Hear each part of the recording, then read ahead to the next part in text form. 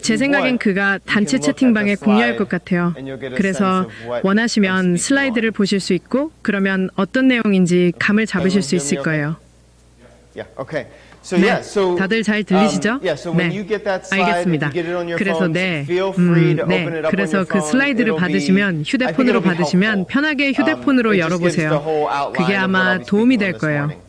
그냥 전체적인 기호를 보여주는 거라서 오늘 아침에 제가 말씀드릴 내용이에요. 그래서 제가 오늘 아침에 말씀드릴 내용은 바로 구약 성경의 예언이 신약에서 성취되는 것입니다.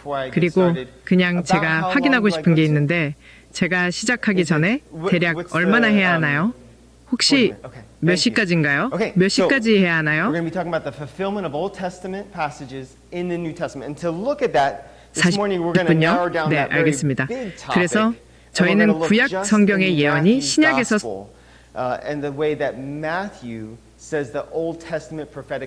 성취되는 것에 대해 이야기할 거예요. 그리고 오늘 아침에는 그 아주 큰 주제를 좁혀서 딱 마태복음만 살펴볼 거예요. 그리고 마태가 말하는 방식은 구약 성경의 예언 구절들이 성취된다는 것입니다. 알겠죠?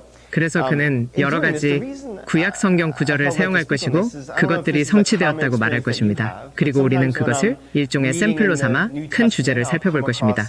구약 성경이 어떻게 신약에서 성취되는지. 그래서 이렇게 함으로써 그 이유는 제가 생각하기에 이 주제에 대한 발표자가 이게 흔한 경험인지 모르겠지만 가끔 제가 성경을 읽을 때 신약에서 어떤 구절을 마주치면 그 구절이 구약 성경의 어떤 구절을 언급하고 있다는 것을 알게 되죠. 그리고 그들은 어떤 주장을 하거나 아니면 그들이 이것이 성취되었다고 말하는 것을 보게 되는데 저는 보고 나서 이렇게 생각해요. 저는 잘 모르겠어요. 그러니까 저는 무엇이 연결되는지 모르겠어요. 그쵸? 그러니까 조금 혼란스러워요. 저는 다시 구약 성경으로 돌아가서 그 구절을 읽어보는데 그러면 문맥을 살펴보게 되는데 저는 이렇게 생각해요. 저는 구약 성경 저자가 실제로 그 구절을 의도하지 않았다고 생각해요. 신약에서 사용된 방식대로 말이죠. 그리고 저는 혼란스러워요. 그래서 그게 다른 분들도 겪는 경험인지 모르겠어요. 제 생각엔 그게 사실 건강한 것이라고 생각해요. 그런 경험을 하는 것은 우리가 파고들고 있고 이해하려고 노력하고 있다는 것을 의미한다고 생각해요. 그 구절이 무엇을 말하는지. 그리고 오늘 아침에 여러분께 말씀드리고 싶은 것은 문제가 단절이 아니라 신약과 구약 사이의 단절이 아니라는 것입니다. 문제는 단절이 아니라 우리와 신약이 말하는 것 사이의 단절입니다. 신약 저자가 우리에게 설명하려는 것입니다. 예를 들어볼게요. 그에 대해 말씀드리자면 아마도 이건 여러분이 공감할 수 있는 내용일 거예요. 제 직업은 소프트웨어 개발자입니다. 저는 아주 좁은 분야의 경험을 가지고 있어요. 저는 주로 많은 시간을 보내는데 최적화하는 코드를 다룹니다. 서버에서 실행되는 코드죠. 그렇죠? 그래서 이게 제 큰 영역에서 저는 아주 좁은 틈새 분야를 가지고 있고 그 분야에서 저는 많은 시간을 보내고 그래서 이 분야에 대해 많이 알고 있어요. 아주 작은 분야인 최적화에 대해서요. 서버 코드를. 그리고 제가 배운 교훈 중 하나는 수년 동안 깨달은 것은 제 직관이 종종 틀린다는 것입니다. 예를 들어 여러분이 사실일 거라고 생각하는 것이 실제로는 그렇지 않다는 것입니다. 그래서 대충 이해하고 어떤 것에 대해 접근하면 어떤 것들을 생각하게 되지만 나중에 정말 더 깊은 이해가 있어야 이 코드가 그렇게 만들어야 하는 코드가 아시다시피 모든 것을 더 빠르게 실행하는 것이 실제로는 더 느리게 만들고 있다는 것을 알게 됩니다. 그리고 가끔 프레젠테이션을 하거나 회의에 참석해서 누군가가 시스템에 대해 조금 아는 사람이 이렇게 말할 거예요. 이게 코드를 더 빠르게 만들지 않나요? 그럼 저는 아니요, 이건 더 느리게 만들 거예요 라고 말하면 그들은 동의하지 않아요. 왜 그런지 모르겠어요 라고 하죠. 그럼 저는 사실 이해해요. 왜냐하면 저도 그랬거든요. 그렇죠? 제가 처음 대충 이해했을 때 저는 똑같은 생각을 했지만 이제 더 깊은 이해를 하고 나니 이해가 돼요. 왜 그게 사실이 아닌지. 그리고 어쩌면 여러분도 그렇죠? 여러분의 직업이나 경력에서 여러분이 많은 시간을 보낸 것, 여러분이 전문가인 분야에서 그렇죠? 여러분은 어떤 비슷한 경험을 했을 수도 있어요. 누군가가 대충 이해하고 와서 이렇게 말하는 거죠. 이게 재정 문제라면 왜 그냥 투자하면 안 되나요? 라고 하거나 이걸 쓰면 안 되나요? 라고 하면 여러분은 네, 그래서 더 깊은 수준에서 이해하면 그때 왜 그게 사실이 아닌지 이해하게 되죠. 그리고 제 생각에 이건 정확히 성경에서 말하는 것과 같습니다. 신약 저자가 말이죠. 그렇죠? 우리는 그들이 왜 그렇게 특정 적용을 하는지 의문을 가질 수 있지만 구약 성경 구절에서요. 하지만 문제는 그들에게 있는 게 아니에요. 그렇죠?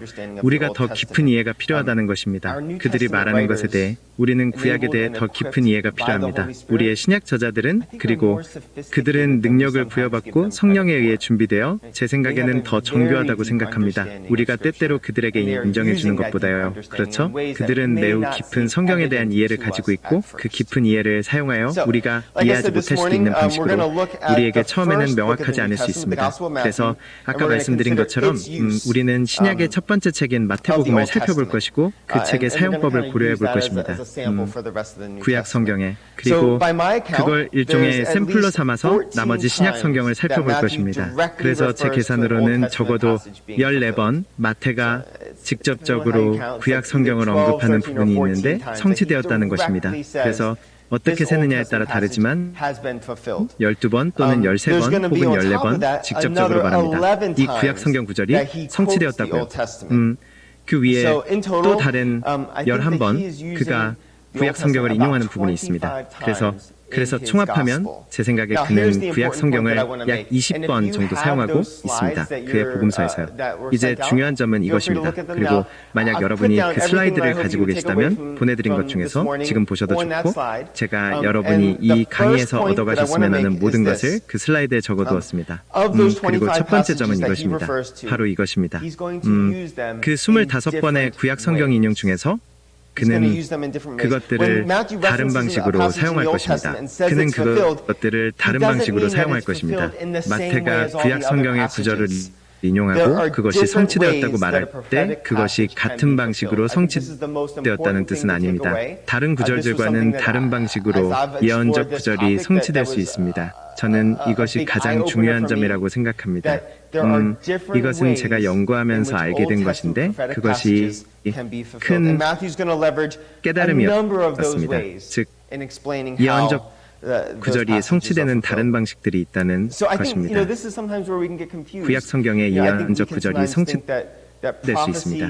마태는 그중 여러 가지를 활용하여 어떻게 그 구절들이 성취되었는지 설명할 것입니다.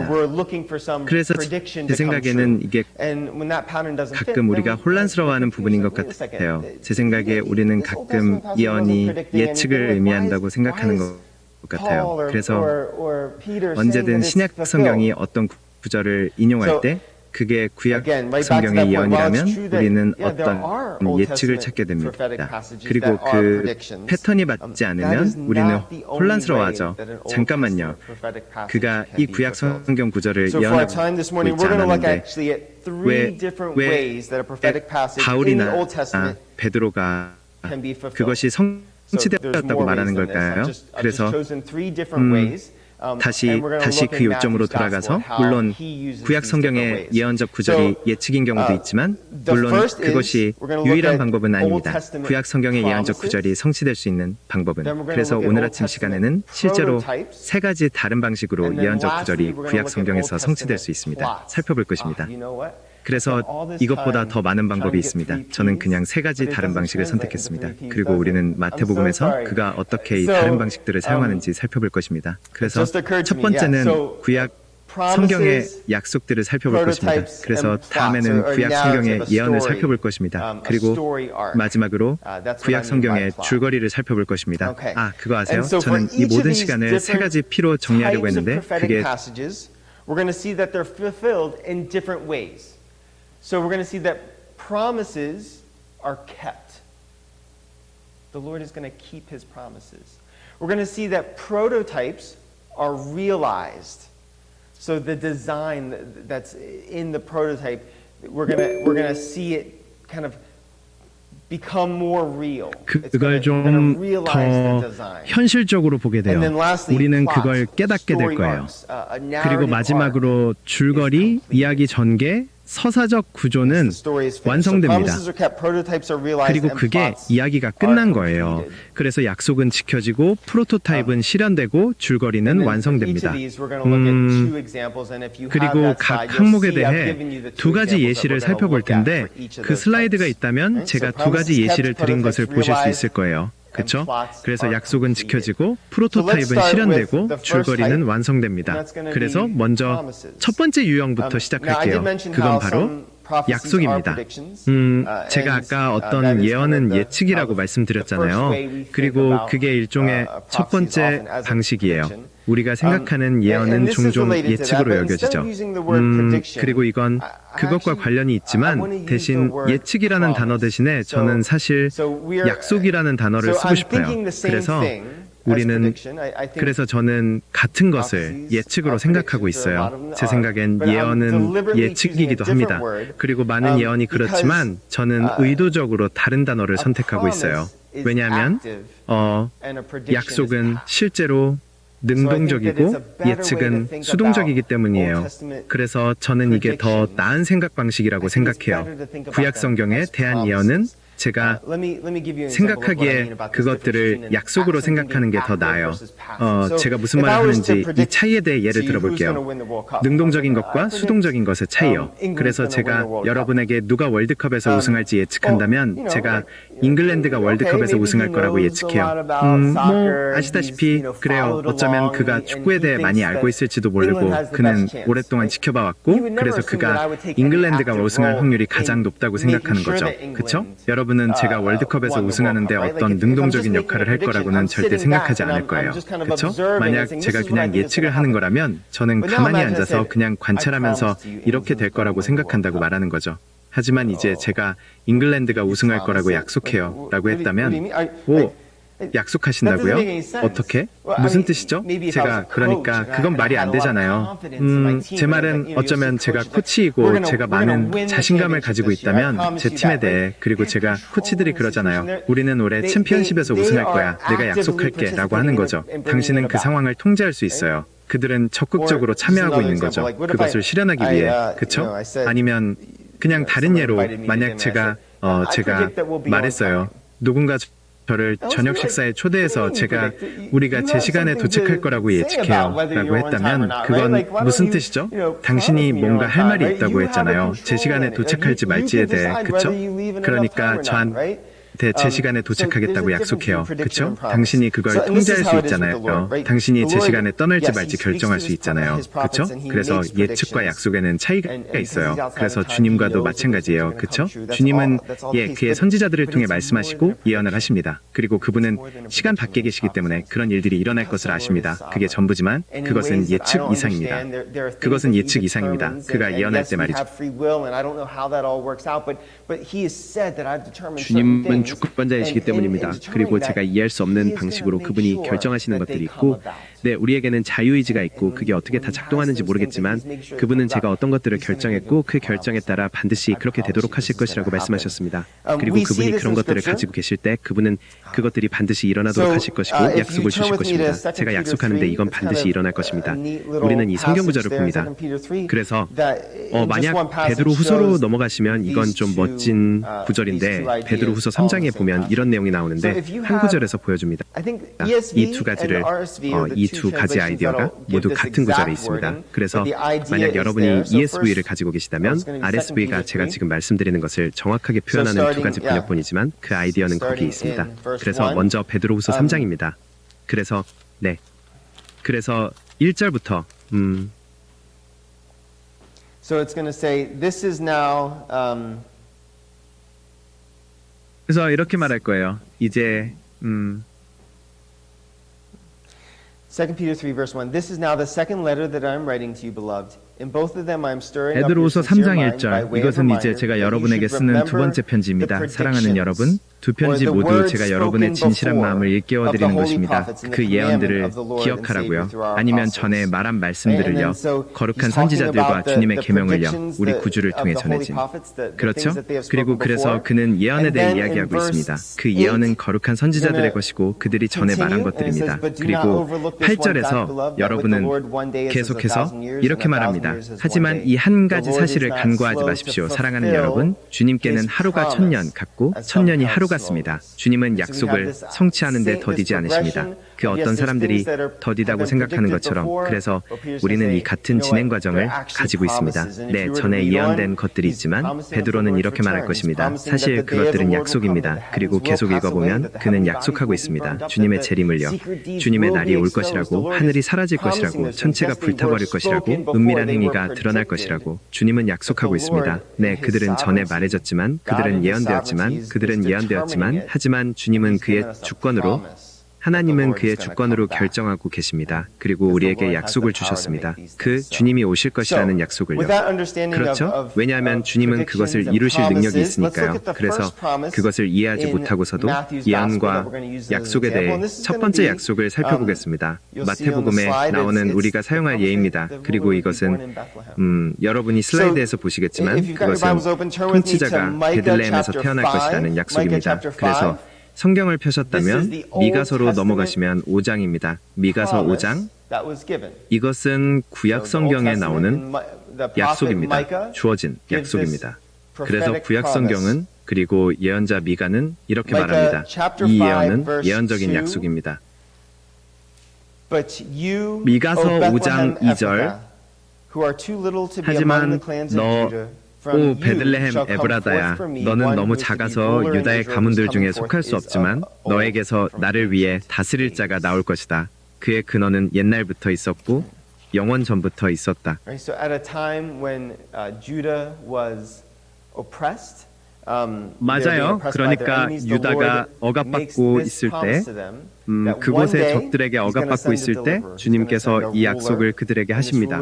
언젠가 그가 구원자를 보낼 것이라고요. 그는 통치자를 보낼 것이고 이 통치자는 베들레헴에서 태어날 것이며 그 통치자는 결국 이스라엘 백성을 목양하고 그들의 안정과 평화를 보장할 것입니다. 그렇죠? 그래서 이것은 약속입니다. 하나님께서 성취하실 바로 이 일입니다. 그리고 마태복음의 복음서에서 주 예수 그리스도의 탄생과 함께 이 약속이 지켜졌습니다. 그래서 마태복음 2장 2절 동방 박사들이 와서 묻습니다. 유대인의 왕으로 나신 이가 어디 계시냐? 그리고 몇 절 뒤에 이렇게 말합니다. 제사장들과 서기관들이 대답합니다.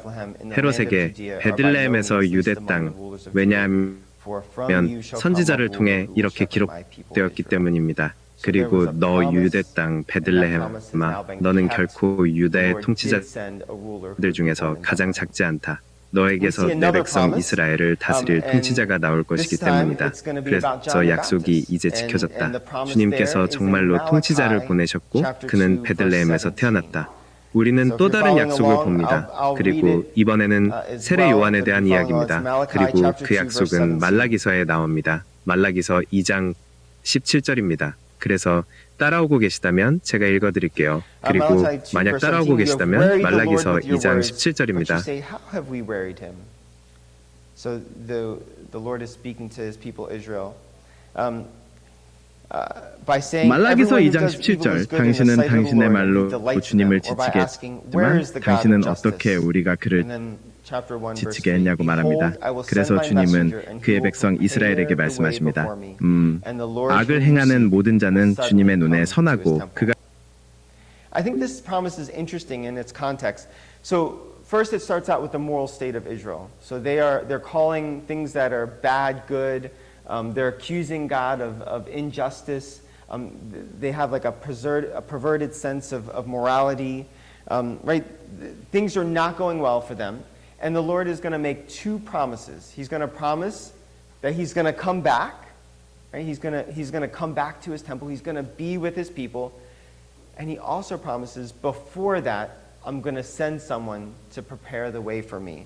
I think this is interesting because he's saying, you're in a bad state. And you can imagine like him saying, like, listen, if I were to come back and this is what I find, things would be bad. Right? But don't worry, I'm going to send someone before 나쁠 수 있어요. 걱정 마세요. 제가 미리 사람을 보낼게요. 제가 돌아오기 전에 준비할 사람을요. 그리고 마태는 이 복음서에서 주 예수님을 요한으로 식별하고 계십니다. 세례 요한이 이 약속을 성취했다고 말이죠. 그래서 하나님은 자신의 약속을 지키고 계십니다. 그리고 마태는 하나님이 약속을 지키고 계신다고 말합니다. 네, 주님께서 돌아오실 것입니다. 그분의 성전으로 돌아오실 것입니다. 권능으로 돌아오실 것입니다. 통치하러 돌아오실 것입니다. 그리고 회복하러 돌아오실 것입니다. 하지만 그 전에 제가 여러분의 마음을 회복하고 저를 위해 길을 예비할 사람을 보낼게요. 그 사람은 세례 요한일 것입니다. 마태복음 11장 7절에 그들이 떠나갈 때 예수님께서 요한에 대해 무리에게 말씀하시기 시작하셨습니다. 너희가 무엇을 보러 광야에 나갔더냐? 바람에 흔들리는 갈대냐? 그러면 무엇을 보러 나갔더냐? 부드러운 옷을 입은 사람이냐? 보라, 부드러운 옷을 입은 사람은 왕궁에 있느니라. 그러면 무엇을 보러 나갔더냐? 선지자냐? 그렇다 내가 너희에게 이르노니 선지자보다 더 나은 자니라. 기록된 바 보라, 내가 내 사자를 너희 앞에 보내노니 그가 내 길을 예비하리라. 맞죠? 하나님은 자신의 약속을 지키셨습니다. 그는 미리 사람을 보낼 것이라고 하셨습니다. 그리고 그 사람은 세례 요한이었습니다.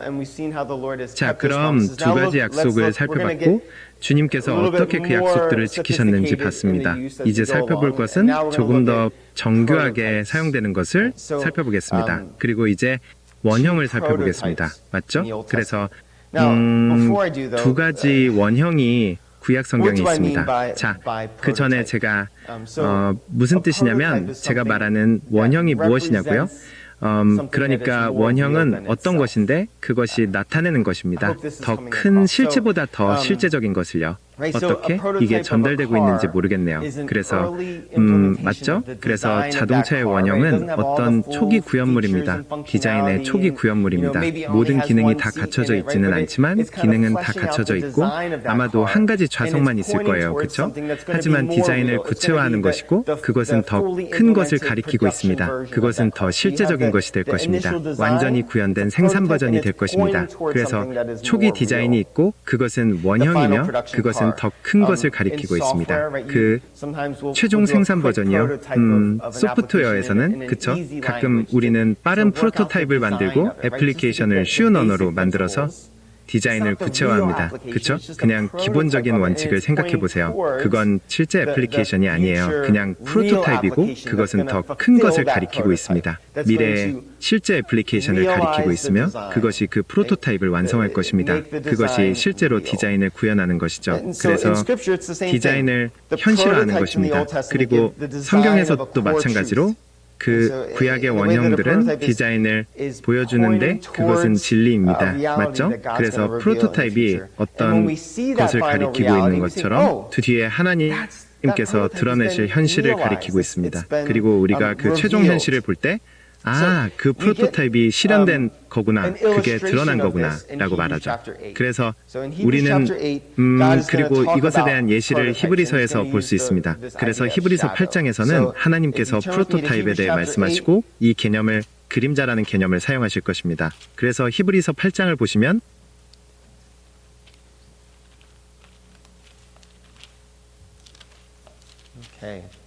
Hebrews chapter 8 and starting, we're just going to read in verse 5. 좋아요. I think, we're only going to read verse 5. 히브리서 So this is talking about the 8장 tabernacle 시작 부분에서 that, was 5절부터 given to 읽어보겠습니다. Moses. 근데 저희는 5절만 읽을 거예요. 그래서 이것은 성막에 대해 이야기하고 있는데 그게 모세에게 주어졌던 것이고 지침이 시내산에서 모세에게 주어졌습니다. 그리고 제사장들이 성막에서 봉사하는 것에 대해 말하면서 그 제사장들이 모형을 섬기고 그림자를 섬긴다고 말합니다. 하늘의 것들의 모형을요. 그들은 모형과 그림자를 섬깁니다. 하늘의 것들의 모형을요. 모세가 성막을 세우려 할 때 그는 하나님께 지시를 받았습니다. 모든 것을 산에서 보여주신 모형대로 만들라고요. 그래서 실제로 하늘에 있는 것이 있고 그는 그것의 모형을 만들고 있으며 성경은 그것을 그림자라고 부릅니다. 그것은 더 큰 현실을 나타내는 것입니다. 성막의 디자인은 우리가 이해하는 데 도움이 될 것입니다. 하늘의 것들의 현실을요. 히브리서 10장 1절에서는 같은 말을 하는데 율법은 좋은 것들의 그림자일 뿐이지 그것들의 참된 형상은 아니라고 합니다. 맞죠? 그림자가 있습니다. 그래서 그 예를 사용해 봅시다. 그래서 이게 될지 한번 볼게요. 좋아요. 그럼 그냥 한번 봅시다. 그림자를요. 그렇죠? 그래서 그렇죠? 그리고 그는 맞죠? 당신은 그림자를 봅니다. 제가 이걸 가리고 있습니다. 그래서 그림자를 봅니다. 자, 우리가 볼 수 있는 몇 가지가 있죠? 그렇죠? 이 그림자는 여기에서 그것은 좋은 제 모습을 나타냅니다. 제 손에, 하지만 제 손은 아닙니다. 마치 아무도 그 그림자를 보고 정말 멋지다 라고 말하지 않고 그림자로 가자, 손은 잊어도 돼 라고 하죠. 그렇죠? 아니요, 그림자는 그냥 제 손을 나타내고 있고 기능성을 보여줍니다. 제 손가락이 있다는 게 보이죠? 제가 잡을 수 있는 게 보이죠? 모양이 보이지만 실제는 보이지 보이지 않죠. Now, but there's 그래서 there's gonna be a 이것은 프로토타입입니다. difference, though. 제 손에 하지만 with 앞으로 다른 것이 있을 shadows, 것입니다. what 자, comes, 이제 what produces what? 그림자는 So when we do 무엇이 prototypes in 오나요? engineering, 무엇이 the 무엇을 prototype, out 만들어내나요? of the 그래서 prototype, 우리가 we make the 공학에서 real 프로토타입을 만들 So 때 we do a prototype of a 프로토타입은 car, 그 and then we make 프로토타입에서 the real 실제를 car. 만들어냅니다. But 그래서 with the shadow, 우리는 the 자동차의 hand 프로토타입을 produces 만들고 the 그 다음에 진짜 자동차를 The hand 만듭니다. comes 하지만 first. 그림자의 That's how 경우에는 it is with 손이 God. 그림자를 Right? 만들어냅니다. The heavenly realities are first. 손이 Now, in chronological order, 먼저 they may have been revealed to us 그리고 later. 그것이 But 하나님의 the reality 진리입니다. of it 그렇죠? is that 하늘의 they're the 현실들이 initial things, and they're 먼저입니다. 이제 casting 연대기적으로는 back in time 그것들이 우리에게 a 계시되었을 prototype, 수도 a shadow 있지만 that's 하지만 giving us a design 그 of the real 현실은 thing. Okay? 그것들이 So hopefully 초기적인 것들이라는 것이고 그것들이 that 시간을 makes 거슬러 올라가서 some sense. I'm 프로토타입 gonna give you one 그림자를 other 우리에게 illustration. 보여주고 있는 And 것이라는 this is not a 것입니다. biblical 알겠죠? illustration, but I think it, 그래서 it kind of 바라건대 gets this sense of casting back in time. So 그게 imagine 좀 a still pond, 이해가 되시나요? water that's like perfectly still. 제가 And I have a big rock, 한 가지 and I 다른 throw it into the 예시를 pond. 들어드릴게요. It's gonna 그리고 splash, and from 이건 that splash there's gonna be 성경적인 ripples. 예시는 아니지만 So 그런데 ripples are 제가 gonna come out. So 생각하기에 you could be on the 이건 이런 shoreline and 느낌을 you 잘 could see the 전달해 주는 ripples 것 같아요. long after the 그래서 rock has made that splash. 상상해 And you know 보세요. of the event. 잔잔한 There's 연못을요. echoes of that event 물이 that are reaching 완벽하게 back. 잔잔한 상태예요. Just keep that 그리고 in mind, 제가 because I think 큰 that's 돌을 also a 던져서 good way of 연못에 thinking 빠뜨려요. about how we see 그럼 prototypes 물이 in the Old 튀고 Testament being applied. 그 튄 물에서 So let's look at our first 파문이 일어날 prototype. 거예요. It's going to be 자, 그럼 파문이 in 일어날 거예요. Zechariah 그래서 chapter 여러분이 11. You don't have 해안가에 to turn 있고 there. 파문이 I'm just gonna 오랫동안 read it. 지속되는 것을 볼 수 So 있어요. in Zechariah 11, 불이 튀고 나서 한참 this is 뒤에도요. a prophecy dealing with judgment 그리고 on 여러분은 Israel. 그 사건을 and it 알죠? parallels the first 그 coming 사건의 of the Lord Jesus. 메아리가 지금 And 여러분에게 there's this 도달하고 odd 있는 extra 거예요. detail 그냥 given in Zechariah 그걸 11. 기억해 주세요. It's just like you could be 왜냐하면 reading 그것도 Zechariah 11, you're like, 생각하는 well, why 좋은 is that 방법이기 there? 때문이에요. So in Zechariah 11, 어떻게 Zechariah is working as a 프로토타입을 shepherd. He's going to be shepherding this 구약에서 flock 보는지에 of 대한 sheep that's about to be 것이거든요. slaughtered, about to be destroyed. 자, 그럼 첫 번째 And he's leaving 프로토타입을 his job, 살펴볼게요. and then he asks for the wages that 그건 are owed him. And you're like, okay, I'm following along. So we pick up in Zechariah 11, verse 12, and it says, 스가랴서에 Then I 나오는 said to them, 내용입니다. this is Zechariah, 입니다. if it seems good to you, 11장이에요. give me my wages, but if not, keep them. 굳이 And they 찾으실 weighed out 필요는 my 없어요. wages, 30 pieces 저는 of 그냥 silver. Then the Lord said to me, throw it to the potter, the lordly 그래서 price at which I was priced by them. 스가랴서 So I took the 30 pieces11장에서 of silver and threw them into the house of the Lord. 예언인데 to the 이스라엘에 potter. 대한 심판을 다루고 있고 So 첫 what are 번 the details that are given? So he's given 30 pieces of silver. He gives those wages to a potter of all things. And in order for the potter to get the money, he's actually got to throw it into the temple. If you're reading that, that's odd. If I'm just studying Zechariah and I don't know anything else, I'm like, why are you telling me that you had to give your money to a potter but it had to be thrown into the temple, and that's how the potter would get in, be 30 pieces of silver? Like, what's going on? Let me suggest to you that this is a ripple, that there is a future event, actually at the center of human history, that's going to make a splash. And the echoes of that event are rippling back, are casting shadows back in time. And that's what we're seeing, right? At the center of human history, there's a betrayal. There's a betrayal of the Son of God. That's the reality. That's the real thing, that God's Son got betrayed by a friend. And those events are so important to God that the reality of those events are going to create ripples back in time, and we're going to see those ripples manifest themselves like shadows appearing in the Old Testament scriptures.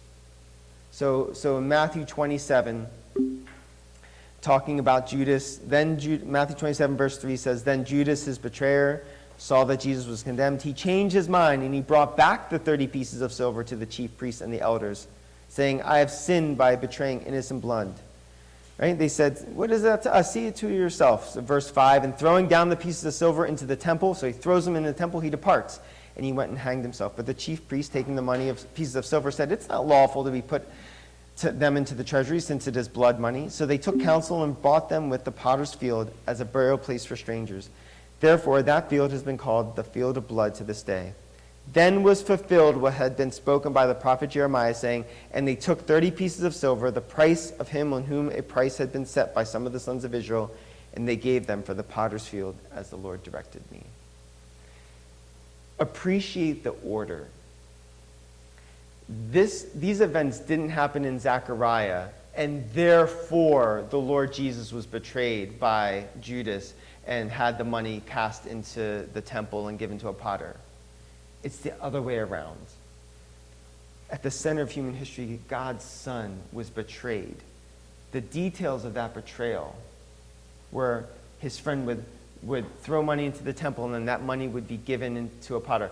So important. The splash that makes cast back into the Old Testament those very events appearing in the life of Zechariah, such that Matthew would say, once they occur, that's now been fulfilled. The prototype, the shadow of that has been realized.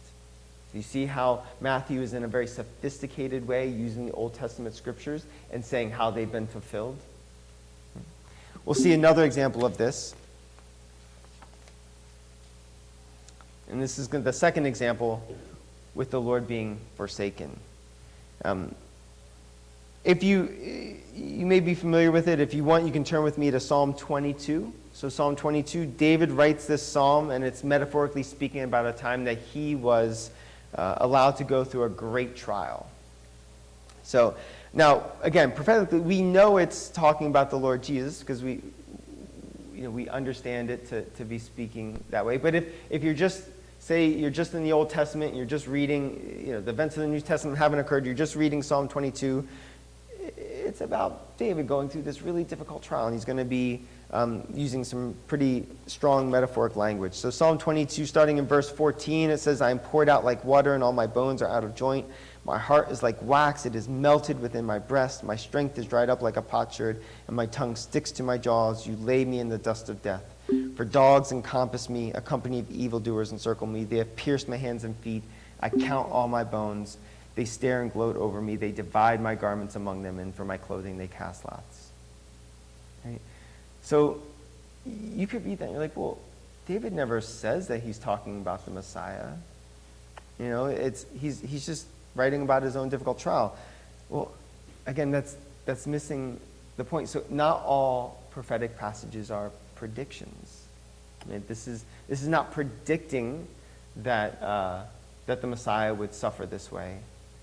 It's a prototype. It's a shadow. It's a ripple that's going to be realized in a way with much greater significance and spiritual reality in the Lord Jesus. Right? So we know this, and Matthew deliberately points our minds back to this psalm when Jesus is hanging on the cross by quoting in Matthew 27 the first words of the psalm that the Lord spoke. And it says, my God, why have you forsaken me? So Psalm 22 starts out with, my God, why have you forsaken me?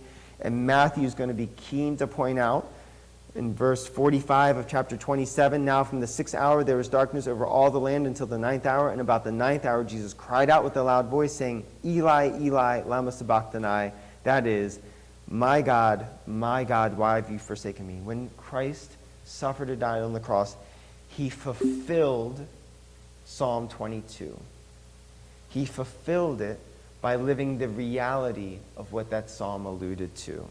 Right? The prototype, the metaphorical language that David used that was describing his own experience was fully realized in the death of the Lord Jesus on the cross when he cried out, my God, why have you forsaken me?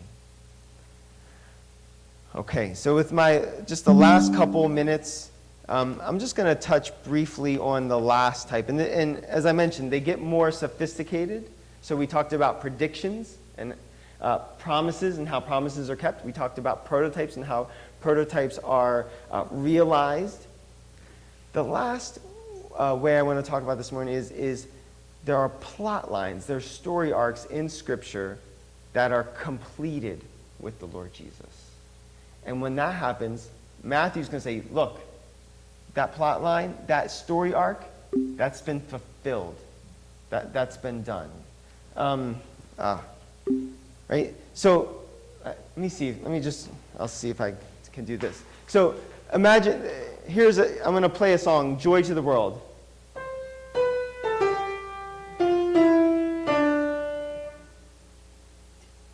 Let's do it again. Joy to the world, the Lord is. What do you want? The song's not done yet, right? Like, you want.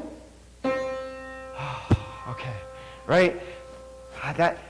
That last note completed the song. Did the notes before it predict it? Did the notes before it prophecy about it?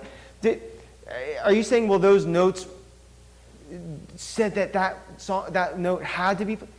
Well, in a way, yes. And when that last note is played, that phrase, that arc, that melodic arc is fulfilled. And so when we see in the Old Testament, we're going to see these arcs, these story arcs, these melodies that are going to progress, and then the Old Testament is going to leave it hanging. It's like, but where is it? And then in the Lord Jesus, that arc is going to be completed. And Matthew, upon seeing the completion, says, that's been fulfilled. So let's look at one example. With this time, we'll just look at one example. We'll look at a hard one. So this is in Matthew, let's see. So in Matthew's gospel, let's see, where is it going to be? It's going to be in chapter 2, verse 15. Chapter 2, verse 15.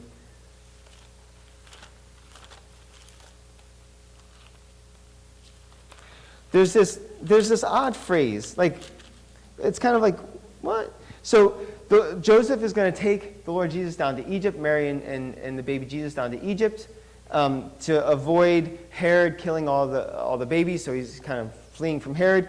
And then later he's going to come out of Egypt to go live in Israel, in Nazareth.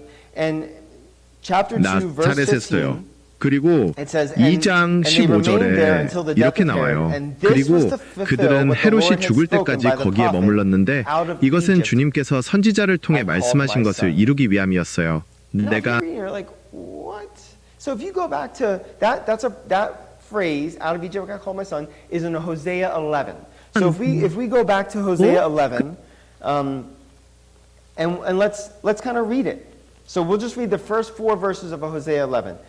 Hosea 11, starting in verse 1, it says, "When Israel was a child, I loved him, and out of Egypt I called my son. The more they were called, the more they went away. They kept sacrificing to the Baals and burning offerings to idols. Yet it was I who taught Ephraim to walk. I took them up by their arms, but they did not know that I healed them. I led them with cords of kindness, with the bands of love, and I became to them as one who eases the yoke on their jaws, and I bent down to them and fed them." Right? If you were reading that, you would never think, well, obviously, this is a prophecy talking about Joseph taking the baby Jesus and Mary down to Egypt. Like, that's because that's not the type of prophecy it is. This is an arc. What is the arc? What is the plot line? What is the narrative? The narrative is that God wanted Israel to be like a son. Right? He loved Israel. He called Israel out of Egypt. As a young child, right, he says, I taught him how to walk. I took him up in my arms. I healed him. I fed him. I led him. Like you can imagine, like the manna in the wilderness, the pillar of cloud and the pillar of fire leading him like a child. God wanted Israel to be like a son. God wanted Israel to bear his father's name. God wanted Israel to have the riches of the inheritance of the father, right? God wanted all this for Israel, and yet they rebelled. Israel never became that son. We read the whole Old Testament, and if we're like, well, this is what God wants, God doesn't get it. Like, Israel doesn't become the son that he wanted them to be. And so we're left like that song with the last note not being played. And yet Matthew's going to say, God does have a son. This son is going to be an heir of all the riches of the Father. This son is going to bear the Father's name. This son is going to do all that the Father wants, right? Perfect obedience. This son is going to live in a love relationship with the Father, right? This is the Son of God, the Son that God wanted. And just like Israel failed to be that son when he called him out of Egypt, well, God's true son, the Lord Jesus, is going to be called out of Egypt. And so when Matthew is relating these historical events, he's pointing us back and saying, where Israel failed to complete that story arc, we now have it completed in the Lord Jesus. And so he would rightly say, the scriptures have been fulfilled. The ark has been completed. Out of Egypt, I called my son. And so, anyway, I'll leave it with that. You can see there's some other examples that I provided. And I think it's really interesting. And I hope this has been an encouragement to you that as we look through the New Testament and we see some difficult passages where the New Testament writers point back to Old Testament scripture, and we say, well, how does that connect? We can remember that there is a rich way that the New Testament writers are using the Old Testament scriptures, and there's different ways in which scripture can be fulfilled. It can be fulfilled as a promise, it can be fulfilled as a prototype, a shadow that's being realized, and it can be fulfilled as a plot, a story, an arc is being completed. And all those ways are legitimate ways that the Old Testament is used by the New Testament writers in saying that it's been fulfilled. So with that, I'll close in prayer. Heavenly Father, we thank you, Lord, that you've given us such a rich tapestry to draw from and look into in your word, Lord. And I pray that you'd help each one of us in our own personal studies as we look into Scripture and see how you fulfilled the words that 삶에서 you spoke 성경을 beforehand, Lord. 공부할 때 주님의 말씀을 살펴보고 주님께서 어떻게 성취하셨는지 볼 수 있도록 도와주세요. 주님, 감사합니다.